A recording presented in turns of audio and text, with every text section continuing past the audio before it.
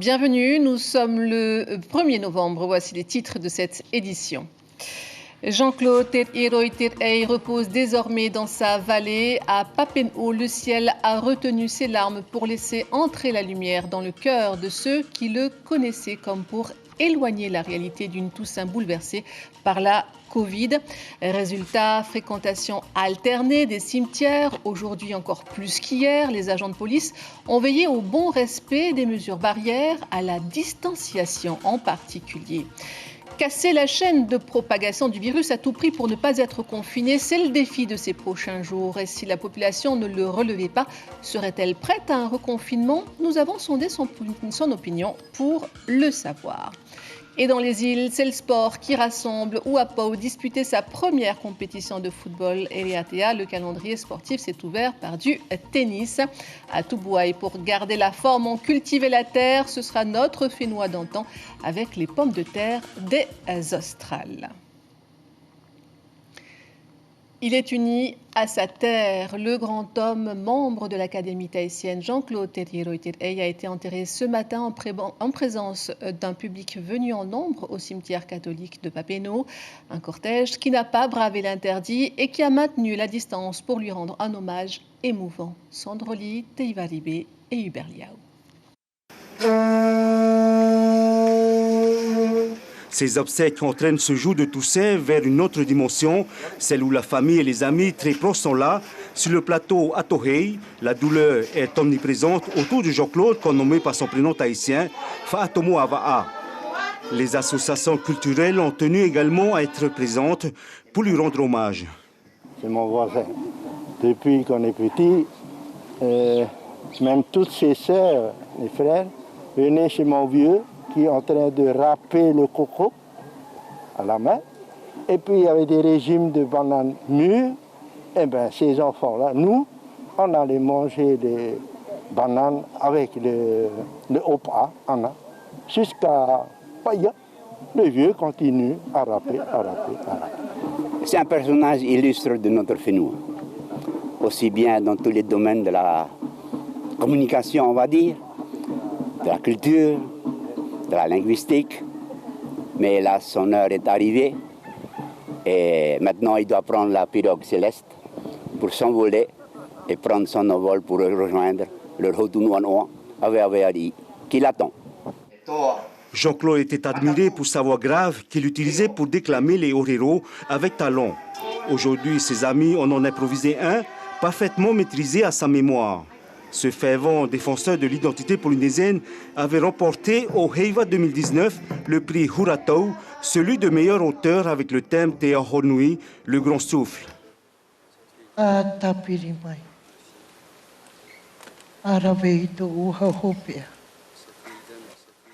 Le dernier souffle qu'il a rendu a ému toute la Polynésie.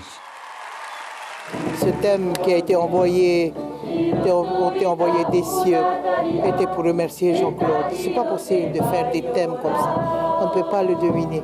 Te Honunui, c'était un thème qui était écrit, qui a été préparé par les dieux pour Jean-Claude. Et maintenant je comprends bien le message.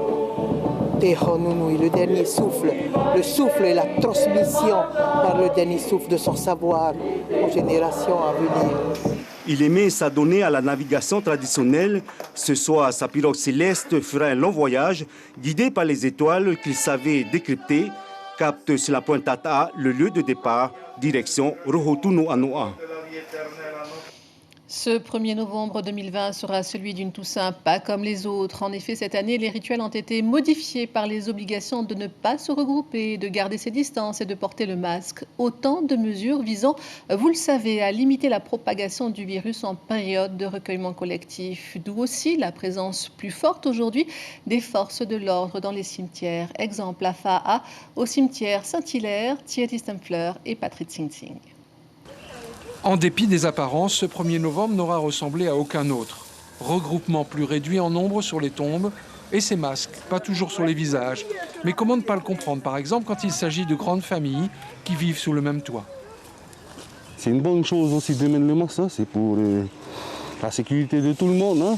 Avec cette maladie-là qui est arrivée. Hein. Moi, je pense que c'est bien.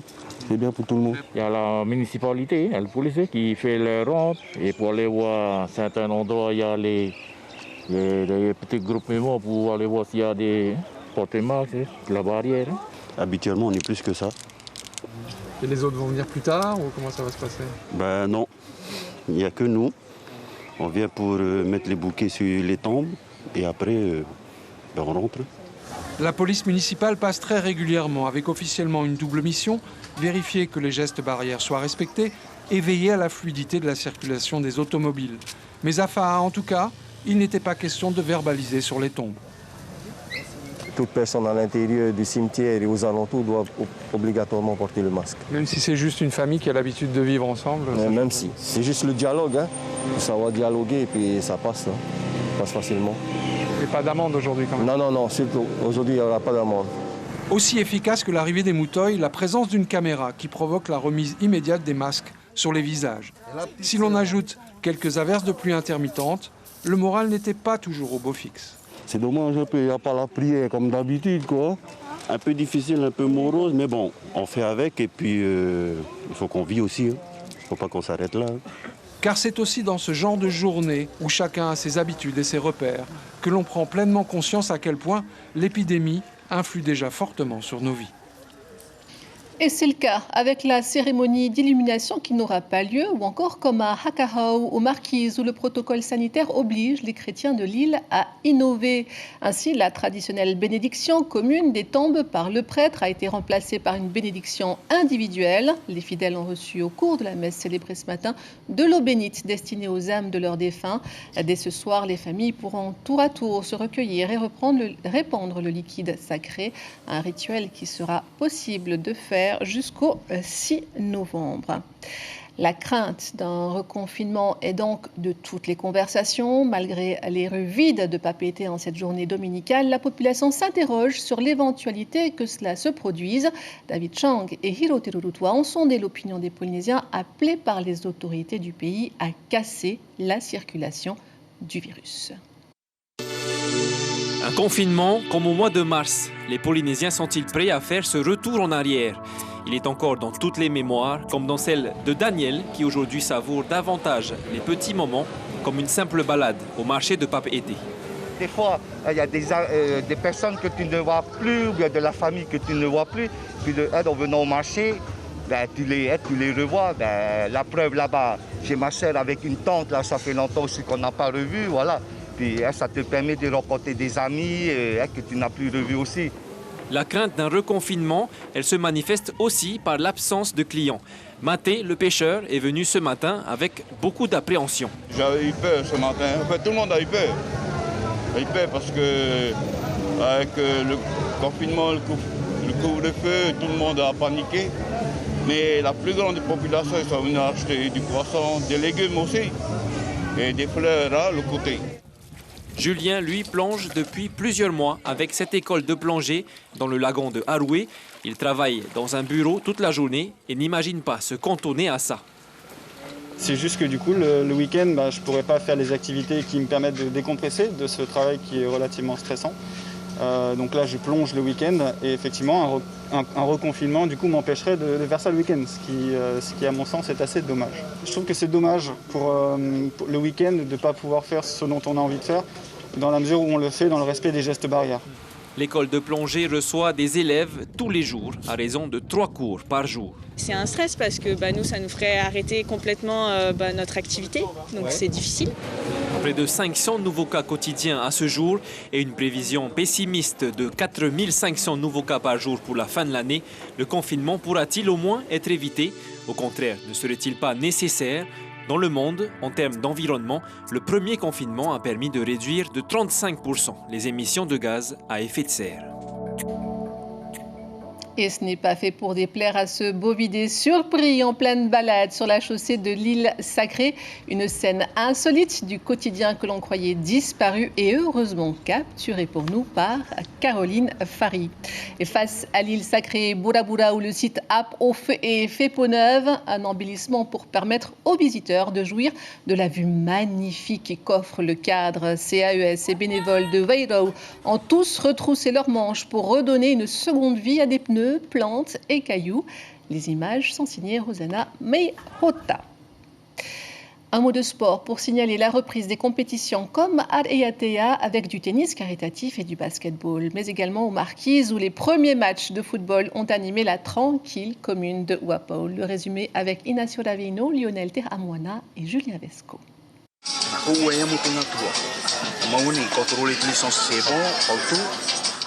Dernière mise au point du corps arbitral avant la reprise officielle du championnat de football à Ouapo. La seule absence à déplorer était celle du 12e homme. Mesures sanitaires obligent, les tribunes étaient clairsemées, ce qui n'a pas empêché l'AS Paumaka et l'AS Saint-Étienne de produire du beau jeu. Les rouges et blancs viendront à bout des tuniques vertes sur le score de 2-0.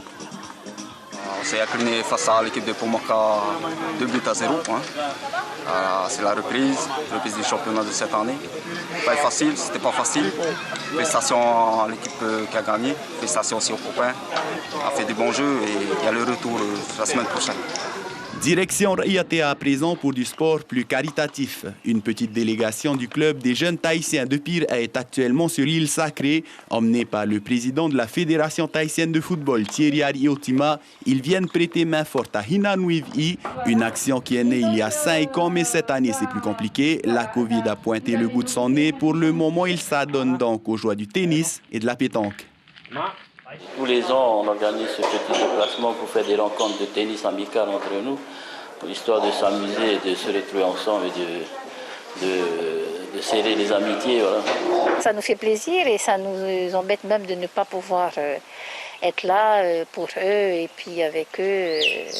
Puisqu'ils sont là, ils viennent pour nous. Donc voilà.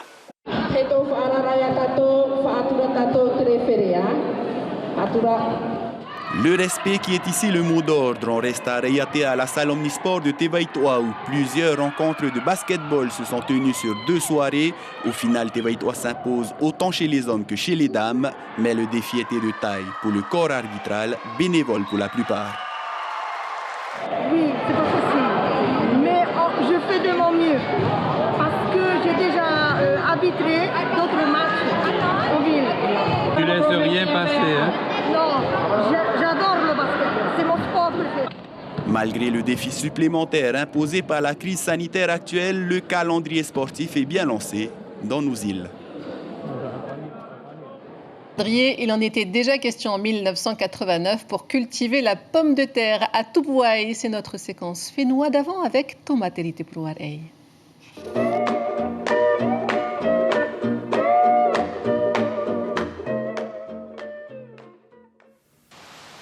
On connaît les pastèques de Maupiti, les melons de Huahine, les ananas de Moorea, mais qui ne connaît pas les pommes de terre de Tubuai?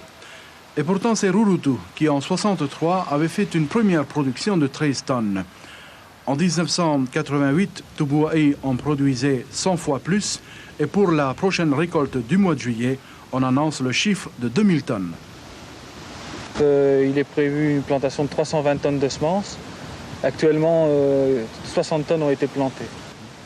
À chaque récolte s'accompagne. Pour 89, 300 planteurs ont été inscrits depuis le mois d'août dernier. La distribution des semences s'effectue vers le mois de mars. Cela laisse largement le temps aux inscrits de préparer le terrain. Alors actuellement, 3 variétés sont plantées à Tubuai. Il y a une variété qui est prévue pour une production au mois de juillet. Il y a la variété que tout le monde connaît, qui est la Red Pontiac, qui est la grosse, des plus grosses plantations. Et une nouvelle variété qui s'appelle la Dalicée. Nouvelle variété permettant une production dite industrielle. À noter enfin que 2 organismes interviennent dans la production de la patate. L'économie rurale, bien sûr, mais surtout la SDAP. Le territoire y étant majoritaire, elle est chargée de la commercialisation des produits et de fournir toute forme d'aide aux agriculteurs, engrais, semences et travaux lourds.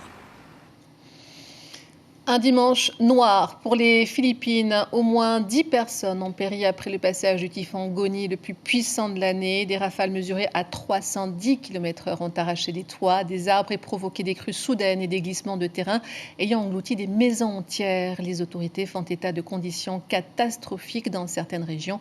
Près de 400 000 habitants ont été évacués.